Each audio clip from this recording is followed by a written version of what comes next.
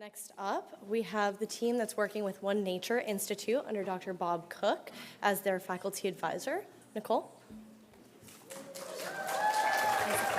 Hello, everyone. My name is Nicole Marota, and I'm presenting on behalf of Capstone Section 4 tonight. Our project is focused on well-being and conservation, assessing existing metrics and approaches, and creating recommendations for the future. So in this presentation, I'll give an overview of our project methodology and findings before diving into our recommendations and vision for the future. And here is our passionate and dedicated team, led by faculty advisor Dr. Bob Cook. This team has been working with OneNature Institute as our client this semester. OneNature is a US-based nonprofit organization that focuses on the intersection of nature and human well-being and conservation through climate and conservation projects. Our main contact is the Institute's founder, Beth Allgood, who is doing boots-on-the-ground work in conservation from sites in Rwanda to the nation's capital in Washington, D.C. Recently, OneNature has been focused on promoting the adoption of human well-being criteria into conservation project design and outcome assessments for practitioners, conservation funders, and communities.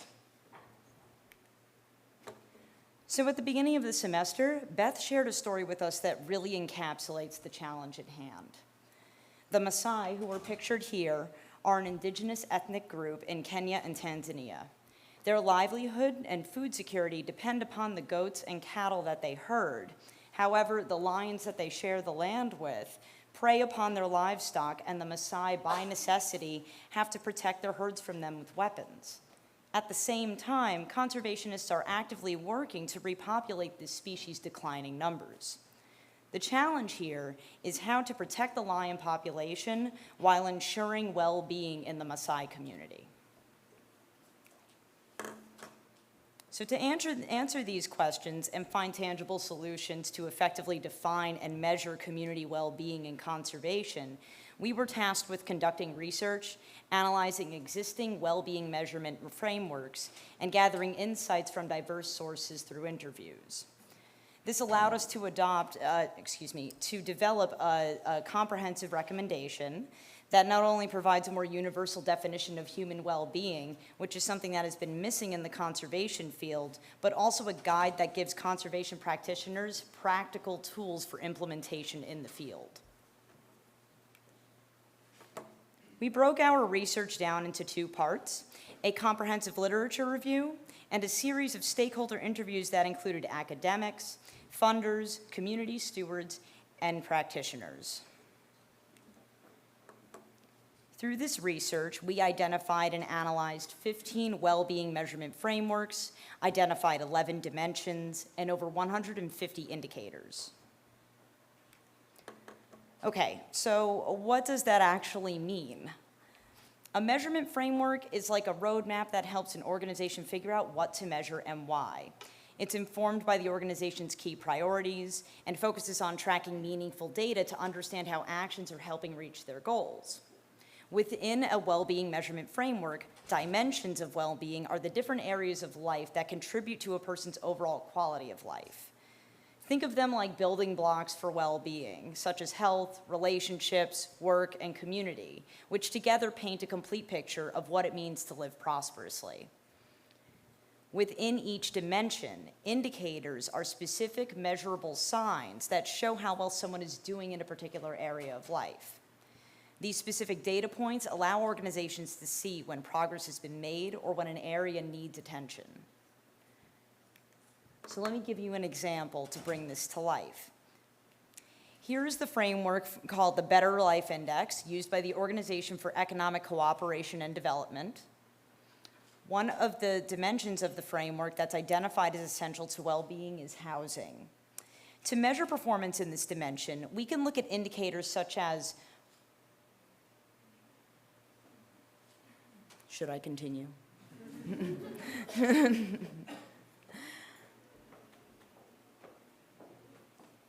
I'll just continue speaking. So we can look at specific indicators such as whether their home has basic facilities such as running water and electricity, or how much of their income is spent on their housing, or how many rooms or square footage there is per person in each household. This shows how the well-being dimension of housing can be measured in many different ways and may not necessarily be relevant to all cultures and communities. So given this context, we're going to jump into some of our findings now. In culmination of all of our research, which included the literature review and stakeholder interviews, it became clear that Indigenous peoples and local community voices have historically been underrepresented in conservation efforts. And given the many ways that values are expressed across different cultures and geographies, inclusive community participation is essential for defining well-being indicators. And this approach actually presents a significant advantage. Conservation practitioners can tap into the deep knowledge that these communities have from generations of living in harmony with their environments, and this can enhance potential for success in these conservation efforts. Equally important is the evolving role of funders. So there is growing interest in funders to integrate well-being assessment into their projects, and doing this would require more time, resources, and adaptability. And funders will need to recognize this in both the amount of funding they need to provide and the requirements tied to it. So in order to meet these challenges, we've recommended a universal definition of well-being, a menu of dimensions and indicators for application and projects, and a practical step-by-step field guide that lays out how to measure community well-being in these projects and ensure inclusive and equitable co-governance across all stakeholders. And with that, here is our well-being definition.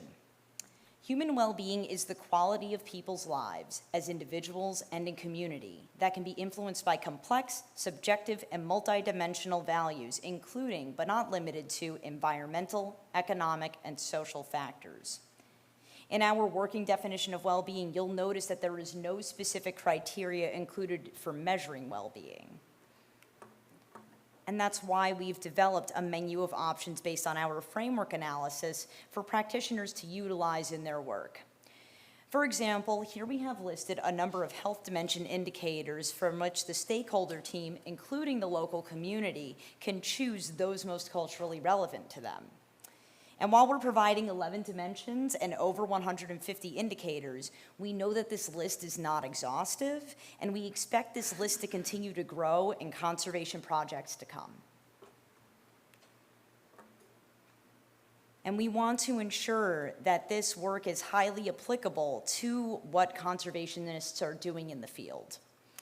Our solution includes a 5-step practitioner's guide for defining and measuring community well-being within their projects. I'll quickly go through the steps now. So step 1, engage with funders and highlight the value of measuring community well-being in conservation projects. Step 2, lead with an approach that's inclusive of the local community and builds trust with them. Step 3, partner with the community to develop a methodology for measuring well-being, whether that be surveys, focus groups, or other data collection techniques. Step 4, learn from the community which dimensions and indicators are most relevant to their well-being. And step 5, continue to promote co-governance between funders, local communities, and practitioners throughout the entirety of the project.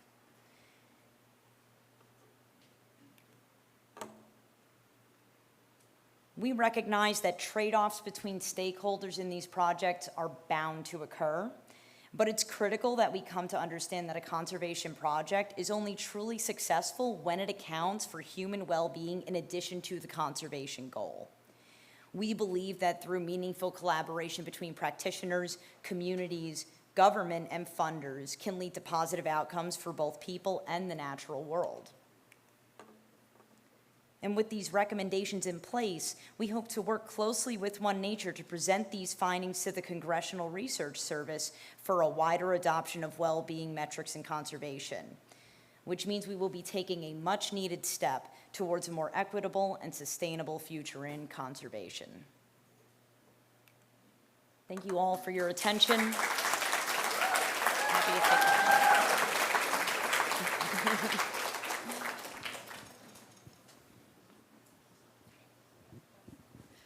Great job. I would love to hear more about, oh, sorry, I'm here. I would love to hear more about the steps that you mentioned a little bit earlier, and if you had any moments in your interviews that kind of showed the success of those steps, like in action.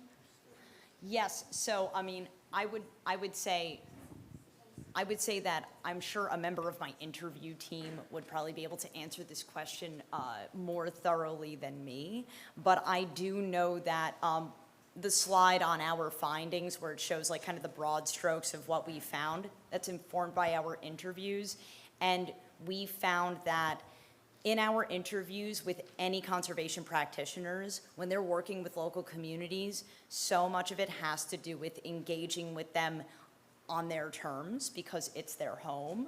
I remember sitting in on one interview, and specifically one practitioner said that the first thing you should do when you approach a community is go to like a social event of theirs or some sort of event that's theirs, so you're not just an outsider coming in and being prescriptive and telling them what to do. Yeah, like I said, my team's right over there, and I'm sure they could give you way more stories, but thank you for that question.